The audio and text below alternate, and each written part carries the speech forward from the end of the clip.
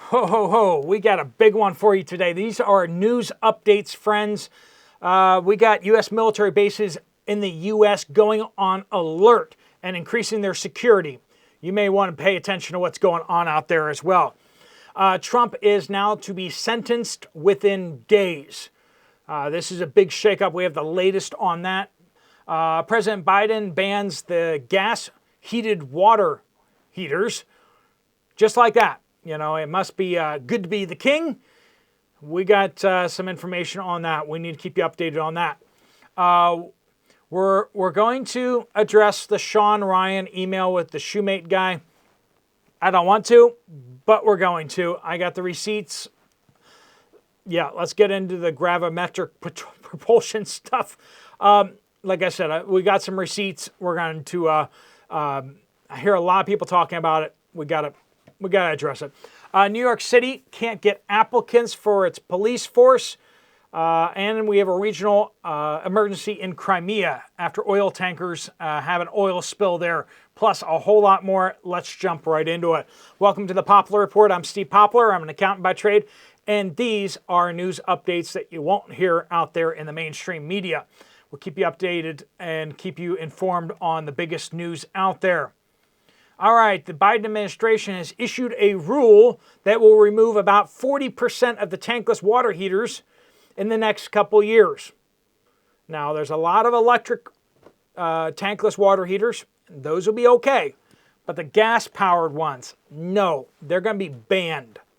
Not going to be allowed that. Basically, all gas-powered ones, I think there's a couple that actually qualified to still exist.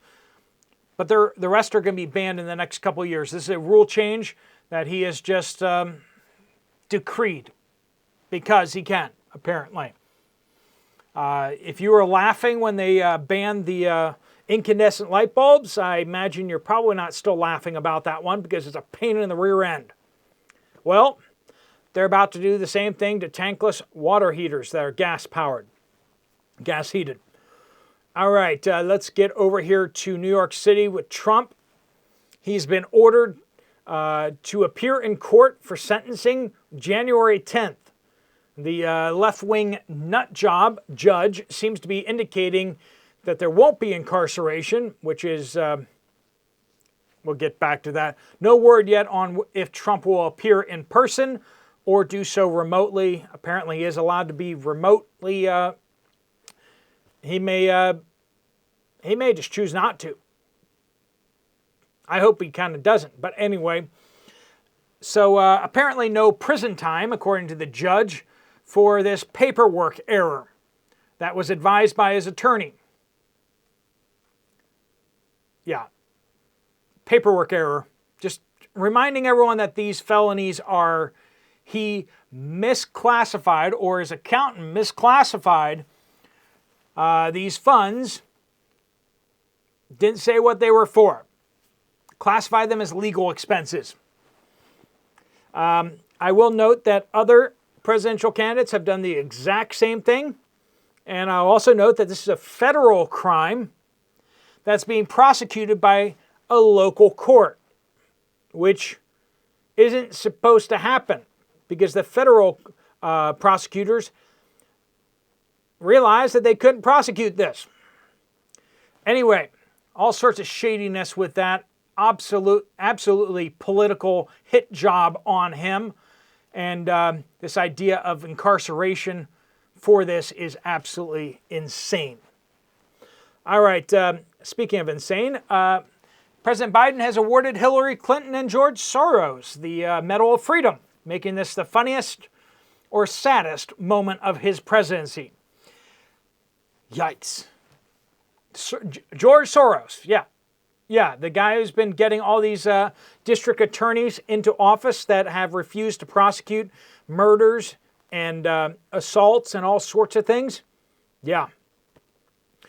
All right, let's talk about military bases across the United States. U.S. Northern Command has ordered military bases across the U.S. to increase their security posture following the New Orleans attack.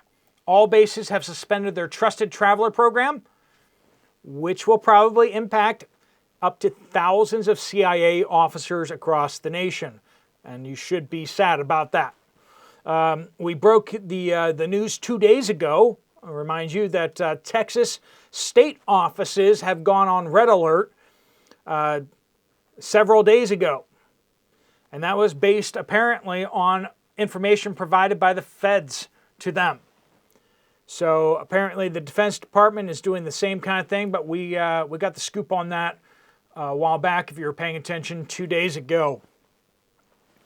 All right, speaking of military, French troops are now expected to be fully evacuated from Chad, a country you probably thought about very recently. Maybe not. And they're going to have to be fully evacuated by January 31st. The first military bases in Chad have already been turned over to the Chadian government. I don't know. Their government forces. Anyway, Chad is mad at France for not paying for their recent elections there. A note to France, if you have to pay for their stuff in order for them to be your friends, they're not your friends. Now I'm going to CC the United States onto that as well, because they should probably take note of that as well. If you have to pay for their stuff, they're not your friends. France is going home hat in hand because they didn't pay for a proper bribe for the government there. Regional emergency in Crimea by the Russian government after an oil spill from tankers that spilled oil. One sank, but the oil slick has washed up on shore, and they are trying to deal with that. Of course, that is an active war zone in that whole area. All right, let's talk about the Sean Ryan email. A bunch of you guys are probably chomping at the bit for us to talk about this. Supposedly, Sam Shoemate got an email from the guy that did himself in front of the Trump Tower in Las Vegas. And a lot of people treating this seriously, but gravitic propulsion drones. That should have been your first clue that this is absolute nonsense, but we're going to go past that and refute this properly. All right, I want you to know that Sam Shoemate has a history, a proven, documented history of making up fake emails. He was caught last summer with an email that he made up that was supposedly proving that U.S. Pilots were not getting enough flight time because all the money was going over to Ukraine. Totally made up, totally bogus. This guy just made that up whole cloth, and it was proven and disproven by several YouTube channels and some journalists out there. Total bunk, because it started making its way around the internet. So this guy suddenly comes up with another email that's highly suspicious. Other people have done some grammar and just, does this sound like the guy? Because we're getting this guy's manifestos out there, okay? And it doesn't sound anything like this email. Doesn't talk about the same things, doesn't use the same grammar, doesn't sound like the same guy.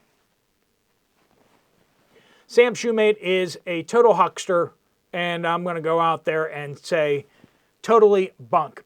I assume that people would kind of pick up on that, and that's why I didn't address it before, but there's enough people within our spheres that are kind of like, this is true, they're hiding stuff. There's also a much more based number of you guys out there thinking that this was created by the feds in order to discredit this guy and his coming manifestos.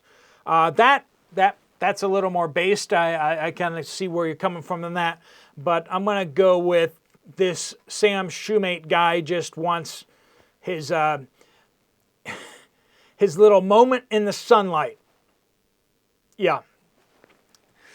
Anyway, 55% drop in applications to be shot at with the New York Police Department. So if you want to be shot at, particularly while in uniform, apparently that's a less promising kind of thing for a lot of people. A lot of people don't want to do that anymore. So New York City Police Department, 55% drop in applications.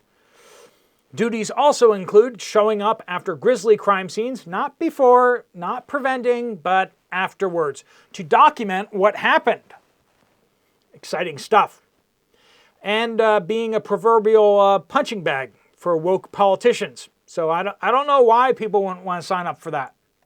Not being able to prevent crime, just showing up after it takes place. What's not to love about that? Hats off to the folks in the New York City Police Department that are hanging on and really trying to serve the public. But the people that are in charge of this thing, it's a dumpster fire, absolutely. The policies that are being pushed on the police department are just ridiculous. In completely unrelated news, a knife-wielding maniac is on the loose in New York City after 2 separate subway stabbings, which is hard to believe with 1,000 armed National Guardsmen, as well as transit cops and the police. I guess he just kind of slipped away. You know, he's just going around stabbing everybody. And nobody seems to know where this guy went to or seems really able to stop him. But I'm sure the New York City Police Department showed up afterwards to document the stabbings. Got to have those good files going, you know. Of course, New York City doesn't report its criminal actions to the Federal Bureau of Investigation because they don't want crime stats to be accurately reflected at the national level. That's a whole nother video topic right there. Of course, we have the Federal Justice Department out there saying, oh, well, crimes aren't going up. Well, Chicago, New York City, Los Angeles, they're just not reporting their crimes to the federal level anymore. And so the federal level can just pretend like the crimes didn't happen. It's great. It's a great system. It works, and clearly it's for the benefit of all humankind, especially those in the United States. All right, so the Austrian government, not the Australian government, the Austrian government in Europe has collapsed, which they're joining France and Germany and the UK and soon to be Canada, as well as several other European countries. I like to just say there's a right-wing rising, if you know what I mean. Yeah, woke policies on the leftists have driven everybody just about insane. And so even the woke, ultra-leftist folks in Europe are finally having enough of it. Even in Austria. Greenland Prime Minister, you'll like this one, has announced that Greenland will hold a referendum on independence from Denmark. Now, Denmark constitutionally will have to honor this referendum because that's in their constitution that Greenland can have a referendum and declare independence. No word yet on whether Greenland will seek to become part of the United States after independence, as Trump is seeking to have happen. Now, Trump has famously offered Denmark money for Greenland. Now it looks like the United States may get Greenland for absolutely nothing. Well, Denmark should have taken the money while you had the chance.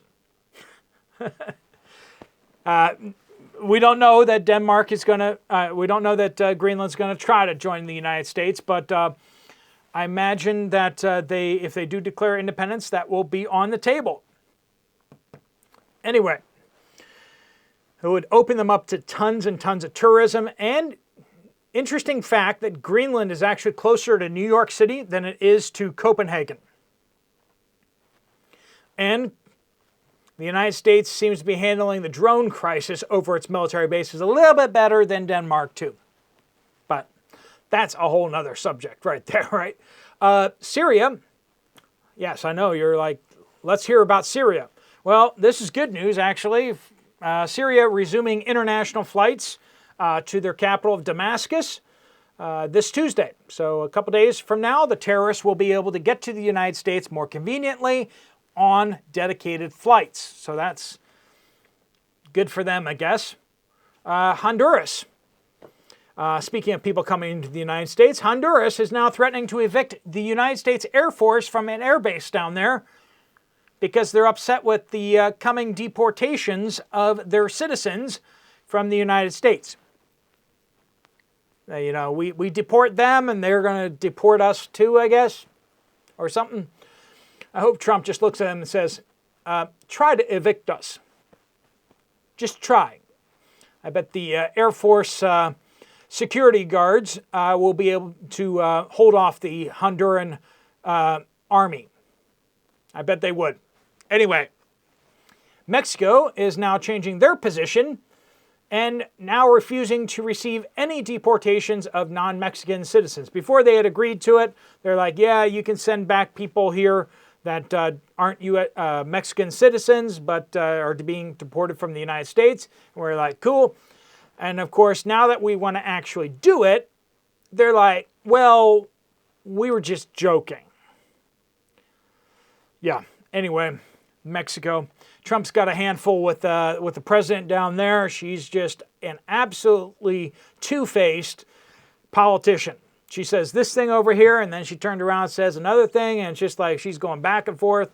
We would call her a flip-flopper, but she's like saying different things to different people. It's crazy.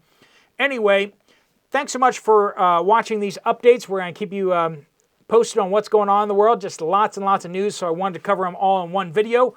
But if you want to check out another video from this channel, usually it's the latest one out. That's right up here. You can just click right on the screen. I'll see you over there, or I'll see you guys later. Steve Poplar of the Poplar Report.